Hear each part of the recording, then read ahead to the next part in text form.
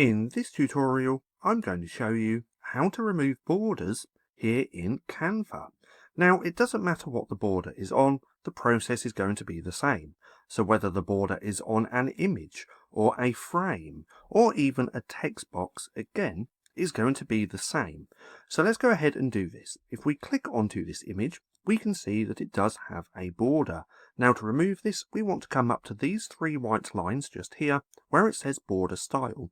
If we click on there, there is some options for different style borders, but what we want to do is simply click on this icon with the line running through it just here.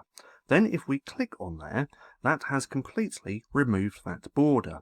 And again, it's going to be the same for most things that have borders here in Canva.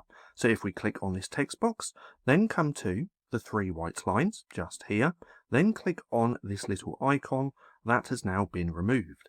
And if we do the same on this frame, on the three white lines, then click on here, and again, that has now been removed. So nonetheless, that's just how simple it is to remove borders here in Canva. Now, if you found this video helpful at all, then please consider giving me a like, as it really helps out the channel. And if you're not too sure what to watch next, click right here and watch this playlist.